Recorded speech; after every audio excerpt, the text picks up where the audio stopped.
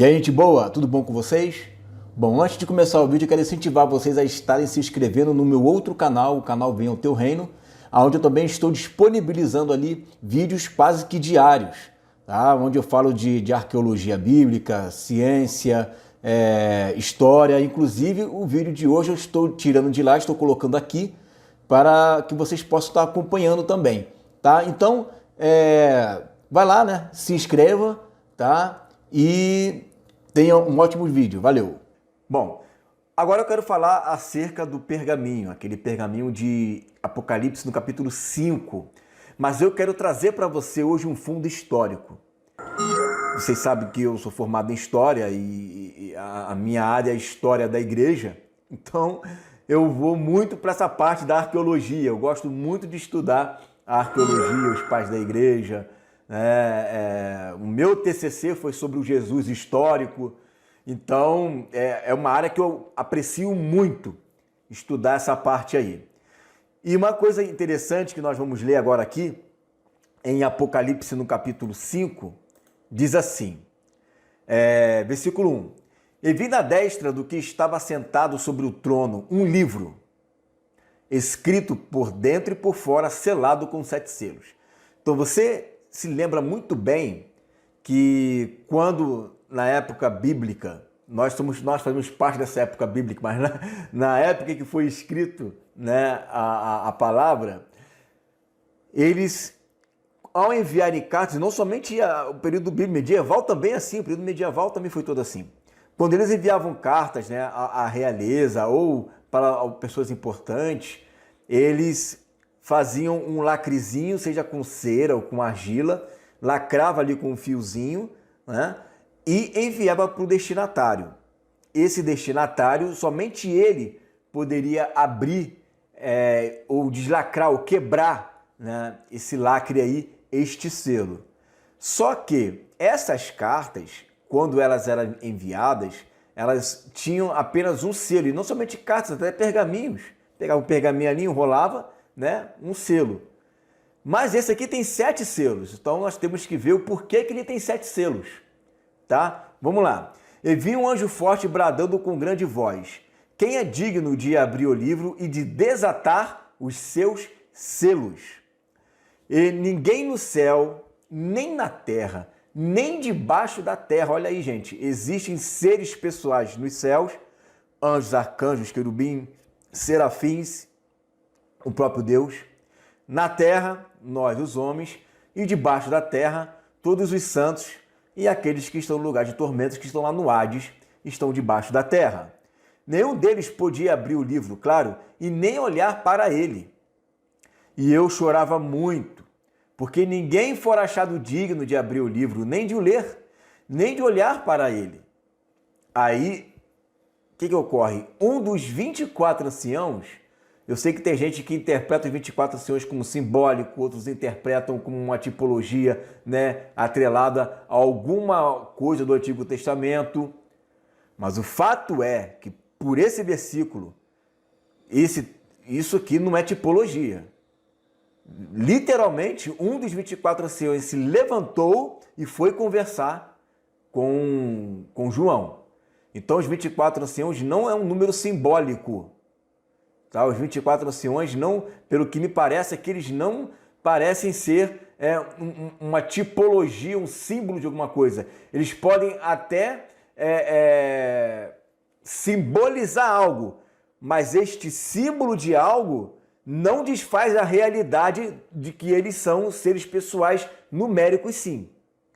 Tá? E tanto é que os 23 continuam lá adorando, depositando sobre os pés deles a coroa, e vai lá conversar com João. O que ele vai falar com João? Ó, não chores, eis aqui o livro eis aqui o leão da tribo de Judá, a raiz de Davi, que venceu, para abrir o livro e desatar os 7 selos. Então aqui nesse texto fala que existe um que venceu, e que está ali naquele momento, que está vivo, tá? Então, o que acontecia? Este pergaminho, ou este livro, na verdade, era um testamento. O que era um testamento? O testamento é o desejo que aquele que morreu quer que os outros saibam. O testamento é aquilo que ele quer revelar para as pessoas, né, que vão ficar aqui.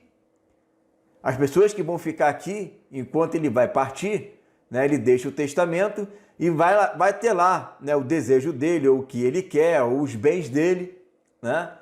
E aí, só quem pode ler é o herdeiro. Só o herdeiro pode ler. Por isso que diz aqui, né, que ele está lhes aqui, ó, quem venceu, né? O Jesus, o leão da tribo de Judá, ele venceu e ele pode abrir, né, esse livro. Vamos continuar lendo. E olhei, e eis que estava no meio do trono e dos 4 animais viventes, e entre os anciãos um cordeiro, como havendo sido morto. Olha aí. Então, qual é a questão aqui?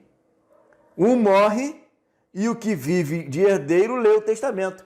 Só que Jesus, ao mesmo tempo que é o que foi morto, ele é o que venceu. Ele morre e este que morre ressuscita. E este que ressuscita é o herdeiro.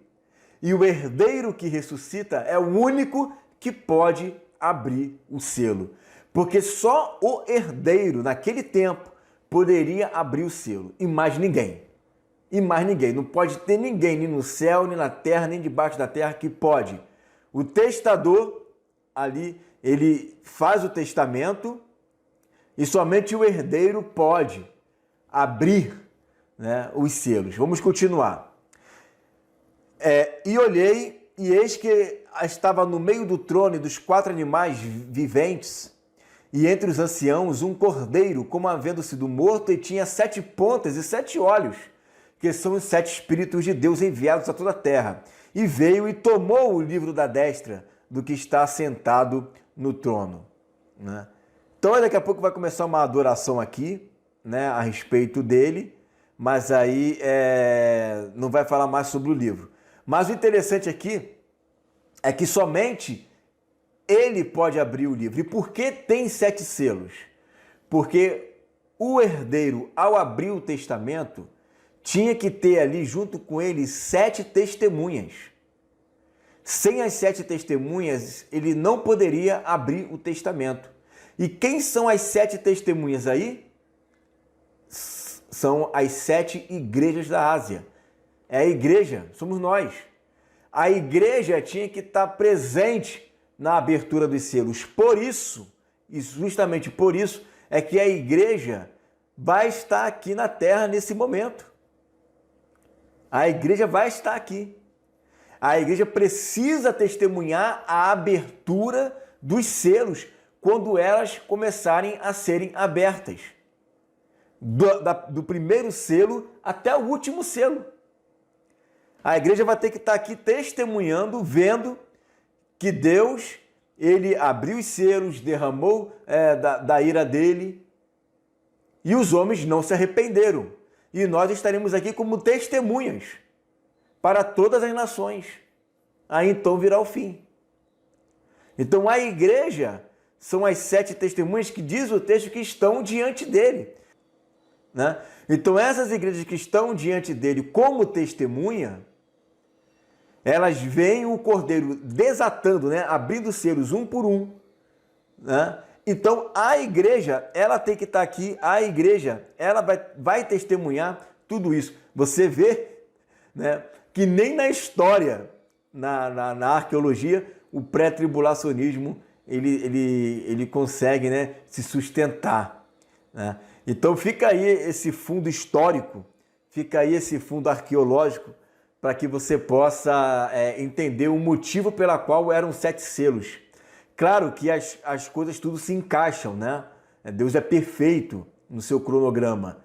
Então, tem a questão das 70 semanas de Daniel, da última semana de Daniel, que são 7 dias, são 7 trombetas, são 7 taças, são 7 selos, são 7 igrejas, são diversos setes aí.